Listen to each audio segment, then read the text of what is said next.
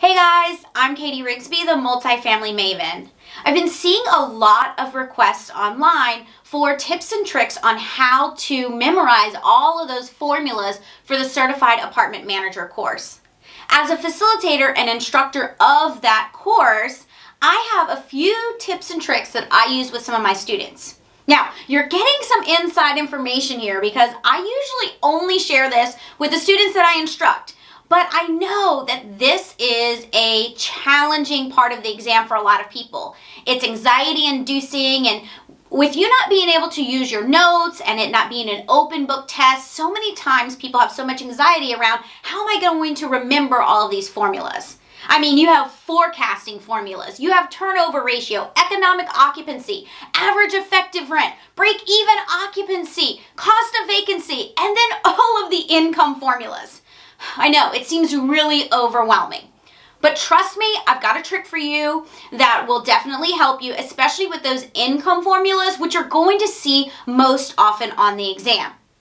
So, get ready because I'm going to share these insider tips with you in just a few seconds.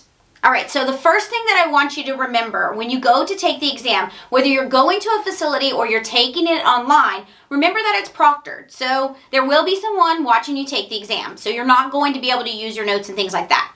But what they will do is they will give you a piece of scratch paper, and they'll give you as much scratch paper as you want and a pencil. You're not going to be able to come in with these things. They're going to give you those things whenever you go to take the exam. And if you're taking it online, they're going to make sure that you show them that you have blank paper, all that good stuff. So what you can do is once the exam starts, anything that you kind of are afraid of forgetting, just start jotting it down on that paper real quick so that you can really just take a deep breath and then get into that exam. So this is where that's going to help you with the formulas. If you have some of this information, if you have those formulas restored to memory, go ahead and just write them on that scratch paper before you actually start taking the exam so that when you get to a question that uses that formula, you're not having to come up with that formula out of the blue. You can actually look down at your piece of paper and go, okay, here's the formula for that, and you can plug in the numbers as necessary. It will really make the stress and anxiety of the exam a little bit easier because you're not having to not only come up with the answer, but think of the formula right on the spot. You'll have that in your notes. Okay, so I know this is good stuff. If you're liking this, like the video, share it with someone you think needs this. I've got some great tips coming for you. Okay, the next thing you want to make sure that you do is you want to memorize all of those acronyms. So we have our NOI, our TRR, all of those numbers and formulas have these acronyms. So in your candidate resources, once you become a CAM candidate, you'll have access to those resources, access to the documents, and they have a list of all, like a quick reference guide for all of the acronyms.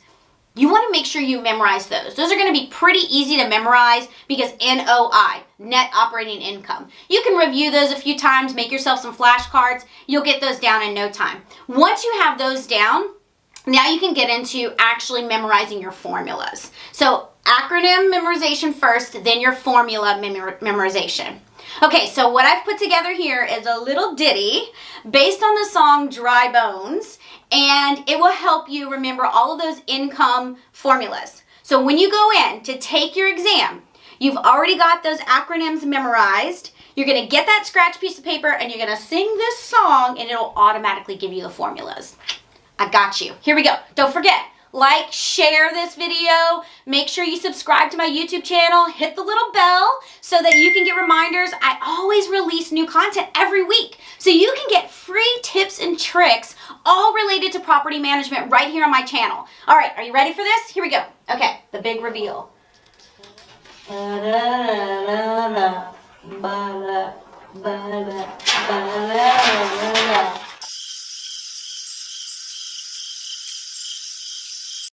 If you think about the income statement, now remember, your income statement with your property management company may look a little bit different, but when you're taking this exam, you are being tested on the information in the book, okay? So the income statement looks like this. Your gross potential rent minus your vacancy equals your total rent revenue.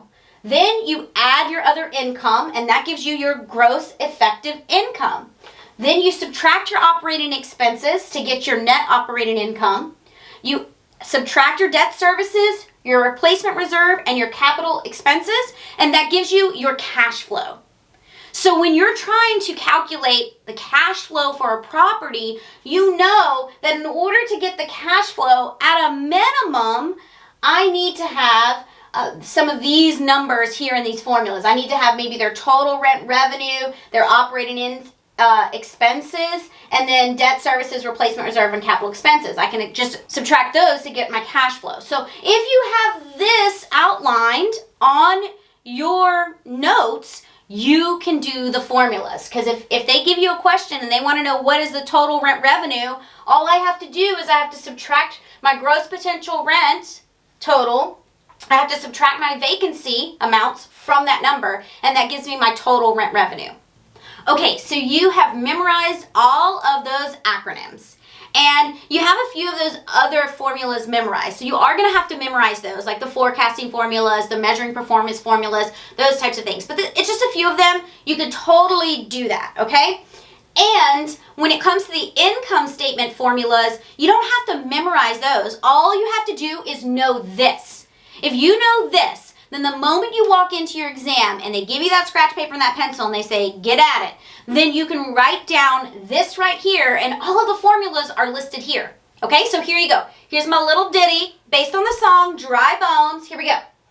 GPR minus vacancy equals TRR plus OI equals EGI minus OE, and that's your NOI. To get your cash flow for your owner, subtract the DS and the RR and the CE from your NOI, and he'll be a happy guy.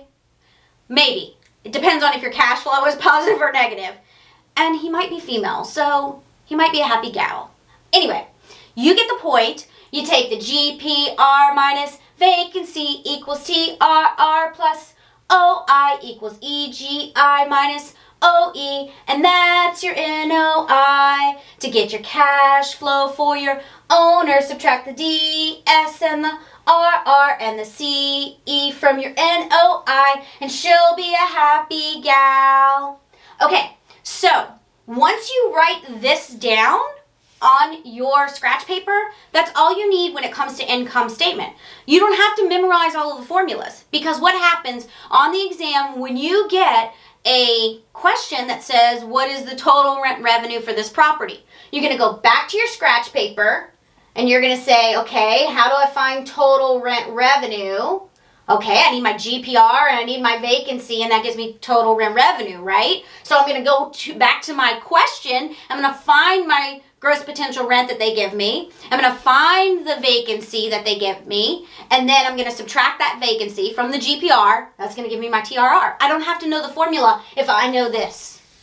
If I can look at my income statement and I can say my income statement starts at gross potential rent, it ends at cash flow. How do I get there? Well, I have to subtract any vacancies. And remember how they explain vacancy in the CAM course. It may not be the same on your personal income statement for your company. Vacancy includes various things. So make sure you know that in relation to this exam so that you don't flop a question. So remember, in order to get my cash flow, I don't have to have all of these numbers. If I just have my NOI, if they give me the NOI and then they give me debt service and replacement reserve and capital expenses, I can just subtract those three from my NOI to get my cash flow.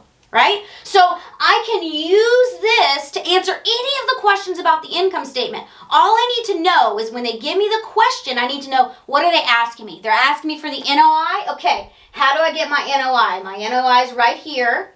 And well, in order to get my NOI, I have to have at least my effective gross income. If they give me an effective gross income and my expenses, then I can easily find my NOI by just subtracting the two. But what if they don't give me the effective gross income? And they don't give me a total rent revenue? What if they just give me gross potential rent, vacancy, other income, and operating expenses? Now what do I have to do? I have to subtract my vacancy from my GPR, then I have to add in my other income, subtract my operating expenses, and that gives me my NOI. And I didn't have to memorize a formula to do that. All I had to do was know my GPR minus vacancy equals TRR plus OI equals EGI minus OE. That's your NOI. Everybody! To get your cash flow for your owner. Subtract the DS and the RR and the CE from your NOI. And you guys will pass this exam. You guys have a great day. Best of luck on your exam. I know you got this. Remember, share, like, follow, subscribe if you want more. Comment and tell me what was most helpful about this video. If you enjoyed this tutorial and you think that I might be a good time as an instructor for one of your local credential courses, then contact your local association and let them know that you want Katie to facilitate your next CAM, CALP, or CAPS course. I have luggage and will travel. See you soon. Have a great day and be inspired.